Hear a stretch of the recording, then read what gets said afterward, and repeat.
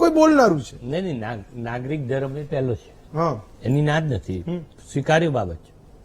વાત હું તમારો જવાબ પહેલા પટેલ સાહેબે જે વાત કરી કે સરકાર કે ભૂષણભાઈએ સરકારને અભિનંદન, અને મારો કહેવાનો મતલબ એટલો છે કે પોલીસ અધિકારી શેમાં આવે? સરકારમાં જ આવે ને, બધું સરકારનો જ ભાગ છે. સરકારનો જ ભાગ છે.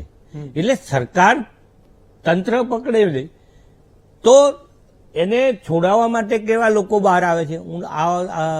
તમે તો ડીવાયએસપી રહ્યા જ છો પટેલ સાહેબ, તમે આજે કહી શકો એવું છો કે હું જયારે ડીવાયએસપી હતો ત્યારે દારૂ પકડાતો હતો ત્યારે કયા લોકોની ભલામણો આવતી હતી.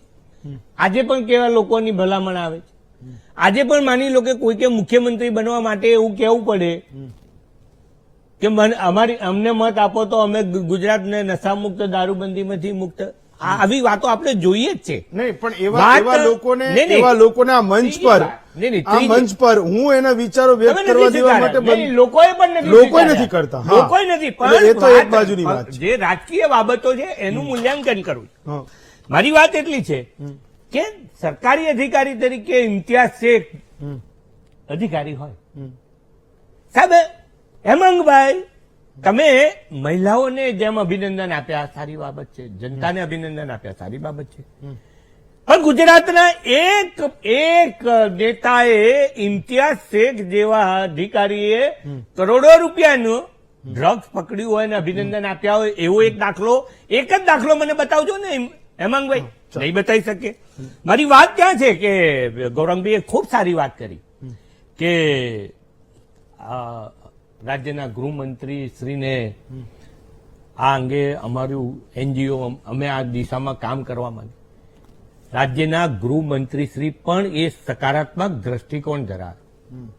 આજે પણ રાજ્યના ગૃહમંત્રી બન્યા પછી એમની ઓફિસમાં બેસી અને જે તે કોઈ અને જે રજૂઆત હોય સાંભળી અને એ દિશાની અંદર કામ કરવાની તમન્ના એક નવયુવાન તરવૈયાની અંદર જો રાજ્યના ગૃહમંત્રી તરીકે કામ કરી રહ્યા હોય. અને ગૌરાંગભાઈ તમારી વાતની અંદર હું બી સુર પુરાવું કે આપણે તમારી સાથે મારે આવવાનું હશે તો હું પણ આવીશ, પાર્ટી પણ આવશે, આ દિશાની અંદર કામ કરવાનું. પટેલ સાહેબ આ એક અડધી મિનિટ પટેલ સાહેબની વાતની અંદરનો એક વાત કે આ 4 વ્હીલ છે, સરકાર, વહીવટીતંત્ર, સમાજ અને સંગઠન. હવે 3 પૈડાનું વ્હીલ ઉપર તમારે ગાડી ચલાવવાની હોય તો કેવી, પણ બધા સાથે મળી આ એ દિશાની અંદર પટેલ સાહેબ આપણે હેમાંગભાઈ આપણે મેં તમને કીધું જ્યાં સરકારનું ખોટું થતું હોય ત્યાં ધ્યાન દોરવું જોઈએ, રજૂઆત કરવી એના માટેનો જ 1 કલાક હતો. ચલો પટેલ સાહેબ કરવું જોઈએ, સાચું ઓકે સાચું. કારણ કે અને નિવૃત્ત અધિકારી તરીકે ઓકે એ પણ બોલે. ચલો એને સમય આપો. ઓકે પટેલ સાહેબ જયારે અધિકારી હતા ત્યારે અમારું કશું નતું, પર્સનલાઇઝ નહીં કરો. ઓકે પટેલ સાહેબ પર્સનલાઇઝ વાત નથી કરતો. બધું જ થતું હતું સાહેબ એટલી જ છે સાહેબ, બધું જ થતું હતું ને આજે પણ થાય છે.